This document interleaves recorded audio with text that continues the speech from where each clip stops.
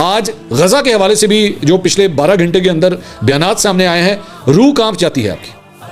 रूह कांप जाती है कि डोनाल्ड ट्रंप जो है वो क्या प्लान कर रहा है। बेसिकली बेंजामिन नेतन्याहू जो है उसने दौरा किया है अमेरिका का, वहां पे उसकी डोनाल्ड ट्रंप से मुलाकात हुई है और दोनों ने जो आपस में इकट्ठे मिलकर फोटो सेशन किया है, तो डोनाल्ड ट्रंप ने यहां तक बात की है कि जनाब गजा की ये जो पट्टी है इसके ऊपर जो है वो कब्जा करने का वक्त आ गया है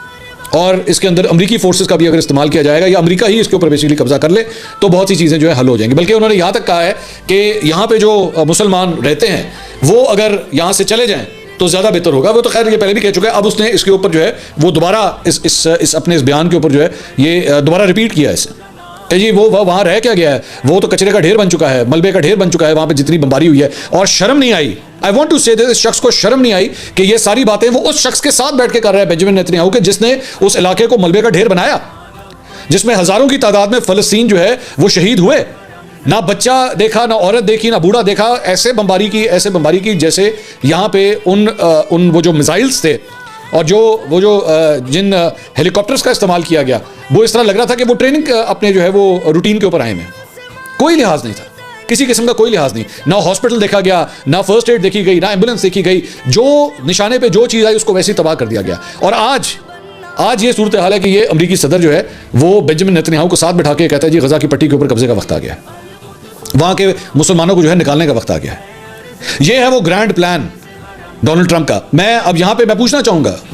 आई want to ask this thing कि उठे ना, खड़े हों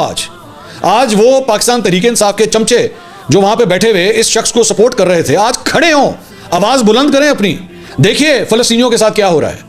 देखिए ये शख्स कितनी बेगैरती के साथ जो है ये क्लेम कर रहा है कि गजा की पट्टी के ऊपर हम कब्जा करेंगे। आज बोलिए, अपनी आवाज़ बुलंद कीजिए। आज कश्मीरियों के लिए नहीं कर सकते तो कम से कम फ़लस्तीनियों के लिए ही कर लीजिए। मैं कोई आपको ये नहीं कह रहा कि जनाब यहाँ पे बनी गाला के अंदर लोगों को इकट्ठा करके हेलीकॉप्टर में बिठा के उनको फ़लस्तीन भेजें, मत करें, आवाज़ तो दें। आज रिचर्ड गनेल जो है उसको टैग करके कहें तो सही, तुझे शर्म नहीं आती बेशर्म, जो मजलूम है वहां पे आज उनके साथ खड़े होने का वक्त है। तू आगे से ये कहता है कि जी उनका घर जो राख का ढेर बन चुका है, वो राख के ढेर का तो बेड़ा गर्क हो गया, तुम ये जगह भी छोड़ दो, वो जो राख का ढेर है वो भी छोड़ दो, जो तुम्हारे घर तबाह हुए वो भी छोड़ दो, ये मुल्क छोड़ के चले जाओ,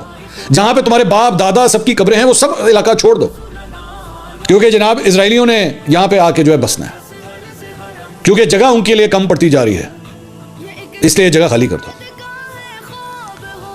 कोई शर्म, कोई हया, कोई अंदर का कोई ज़मीर ये इजाज़त दे रहा है कि इस शख्स की ये बात इसी तरह सुनी जाए।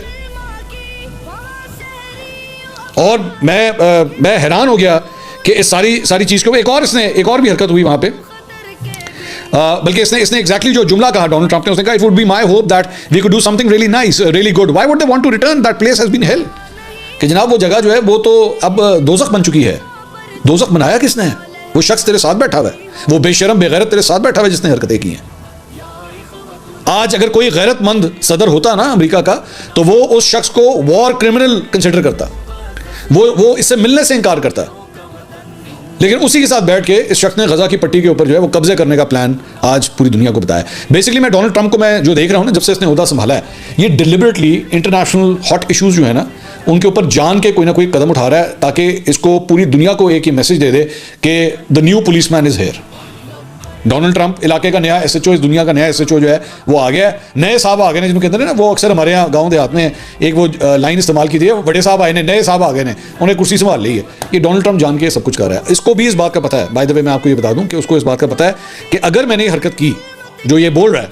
अगर इसने ये हरकत की तो पूरा मिडल ईस्ट जो है, पूरा मशरिक़ वस्ता जो है वो आग में जलना शुरू हो जाएगा।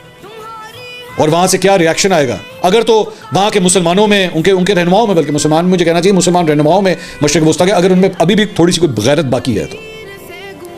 कि ये शख्स खुलेआम किस तरह ये बात कह सकता है। फ़लस्तीन का जो नक्शा है अगर आप उसको उठा के देखें किस तरह वो सुकड़ता गया है हर गुज़रते साल के साथ। और अब जितना भी वो रह गया है, ना उनको मेडिसिन मिली, ना उनको खाना मिला, ना पानी मिला, वो किस बुनियाद के ऊपर जो है उनकी हर किस्म की जो है वो ब्लॉकेट्स कर दी गई कि इनको कोई इमदाद नहीं मिलनी चाहिए। और आखिर में ये शख्स कहता है कि ये जगह भी छोड़ दो, ये जगह भी छोड़ दो, जितनी रह गई है वो भी छोड़ दो।